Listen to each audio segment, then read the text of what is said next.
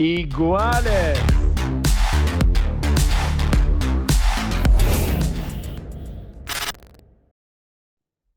Novak, welcome to the podcast of Iguales, MUTUA Madrid Open's official podcast. First thing that I want to ask you, I want to go straight to the business. This is stuck into the back of my mind for a long time, like I'm saying years, because I remember watching a documentary, I would say many years ago.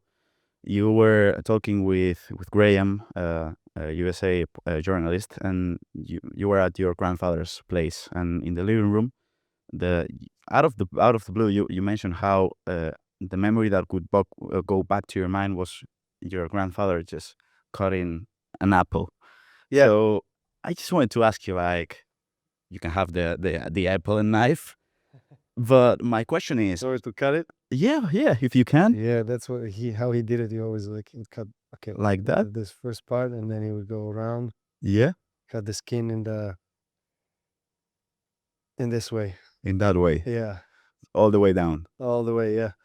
Okay, my question would be, Novak, like, because this obviously, you're not going to cut off your whole finger, but it can be like you could have a cut and then the grip could be, in some pain, but still, you feel as connected to your grandfather as you did, and that spiritual connection makes it so you still cut the apple that way, even though you have a risk of cutting. Oh, a of course. finger. Yeah, I do. But I do. I mean, we have those. What do you call them? The rollers that are easier. But I prefer this because it's just, as you say, it connects me to him and the memory of him, and the memory of us together in our time.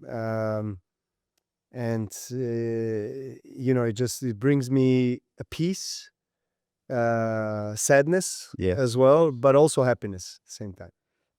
Of course, Andy wouldn't be happy about you cutting the finger off, but I think my grandfather's spirit is there protecting it. Nothing bad happens. it definitely is there. Yeah.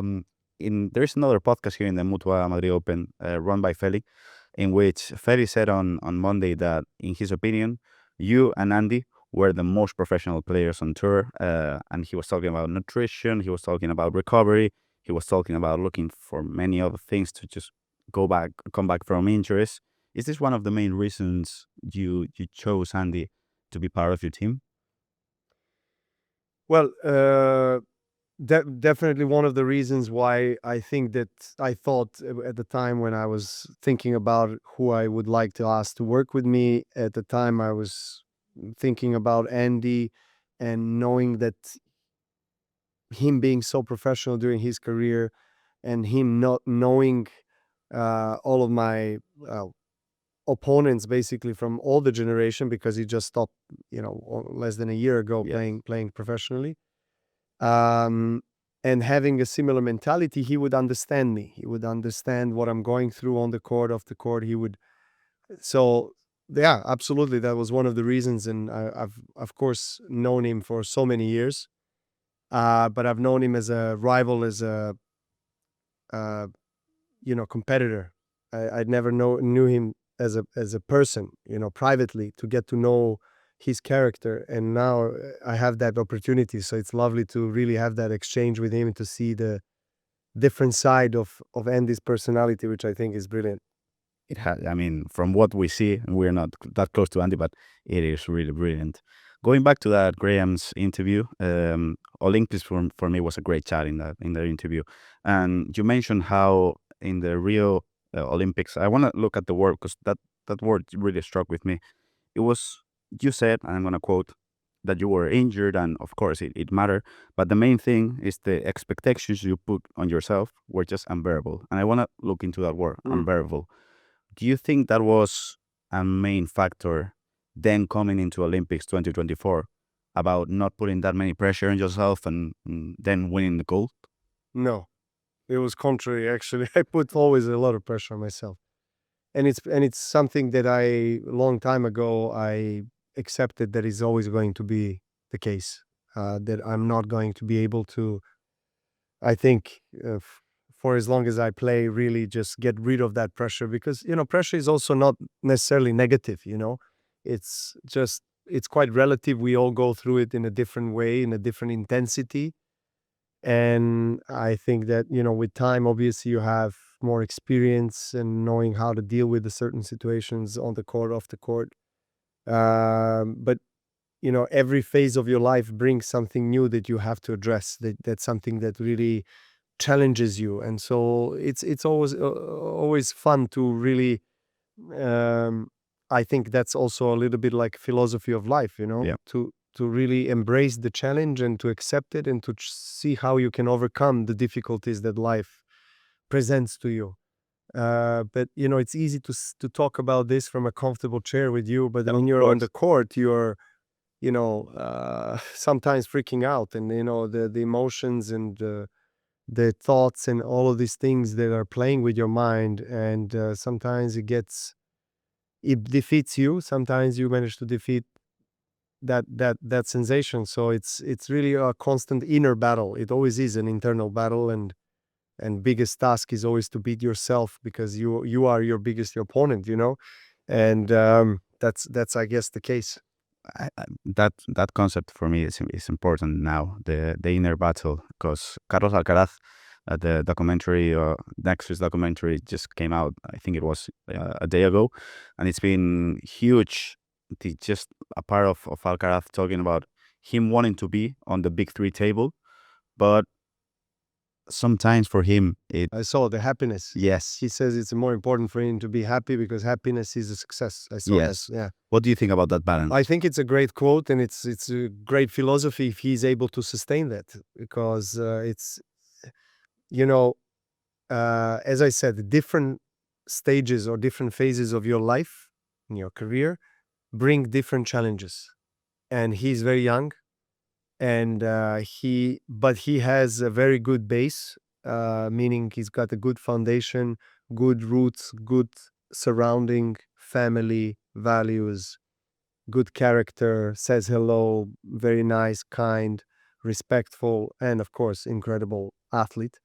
So he's got the full package. But that's and he's already, it feels like he's been there for 10 years on the tour, but he's only 2-3 years, so there is still a lot of time ahead of him, and this time that will come for him will be also challenging a lot, not only on the court but off the court, with managing the same thing, seeing the same people, doing the same thing, same tournaments over and over and over again, year after year.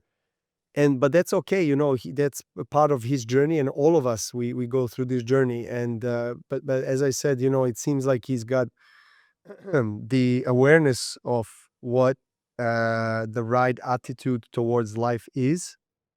So I think that's already a good preparation for what's coming in front of him. And but as I said, if he's able to sustain that kind of philosophy, it's amazing. I found it challenging for me. Like I was also kind of like that, I'm just gonna, I don't care, lose. I mean, I always had that goal-oriented mentality, and I always, of course, wanted to win and being strong competitive spirit. But at the same time, I was, how can I say, enjoying everything around more than I have had in the last whatever few years on the tour, which became a bit more challenging for me. So it just really depends on the person. It's quite relative. Mm, we're gonna stick in this Carlos subject. 2022, first time you faced him, it was here. Yeah. Semifinals, best match I've ever seen live. Did you see something like from the start? You were playing against him, first time you're playing. Did you feel like, okay, this kid has something else? Well, I saw that already before that match. But when I was playing him, then I got the chance to see it live, let's say, experience it. And it was, he won 7-6 in the third set. Very intense, very close match. And of course, the Madrid crowd getting behind him, very loud. The atmosphere was electric. And it was really amazing to see how he dealt with the pressure moments. And he continued to do that in the last 3 years, the way, especially, I mean, Wimbledon finals against me a couple of times. I mean, last year he destroyed me in the finals, but 2 years ago we had a close match. I was leading, and I was kind of quite close to the victory, but he still kept his nerves. And that maturity, aside of all of the other traits that he has, and good things about his character is something that is impressive. You know, the way he really brings himself up, the way he stays in the moment, focused, the way he's able to play the best tennis when it's needed. Those are the traits of a champion, you know. So I mean, it's not a surprise that he's already won 4 Grand Slams and doing what he's doing. So yeah, and this is just the beginning, which is scary. It's just the beginning. It really is. Going back to Monte Carlo, we saw clips of your kid, of Stefan, just recording Carlos. Yeah. He was enjoying his moment. Yeah, I'm sure he's a big fan of him. Is it a happy feeling for you seeing your kid loving the sport as much as you do as well? Of course, absolutely. Actually, watching my son get excited about watching Alcaraz, watching videos of the players, imitating them. He loves to do that. I don't know why. He does. He has it in the genes. Oh, I'm looking forward to that. And he just gets excited, and this excitement and really, you know, kind of engagement that he has with tennis is something that helps me as well in my career, because I am looking for ways to keep on motivating myself, inspiring to continue playing, continue competing, which becomes more challenging for me. So, you know, seeing my son do that is, of course, brings me like a new fresh air of excitement. That's brilliant. We gotta wrap things up. I gotta first say thanks because you came from the conference, and I mean the line of communication and everything is different from that to this. So thank you for being present in here as well. Thank you. I wanted to end things up in here just with a quick Spanish question. Te quiero preguntar, Novak. Este sábado, Real Madrid-Barça. No me pregunta esto, por favor. ¿Quién se lleva la copa? No Novak. lo sé, no lo sé. No, vemos. Yo soy muy grande fan del fútbol en general. Miro este partido con mucha curiosidad. Soy más fan de Real Madrid que Barça, pero creo que Barça es un favorito para ganar. Pero todo puede. Everything can happen. Everything can happen then. Novak, thank you so much. Thank you very much. Time. Gracias. Take care. Take care. Thank you.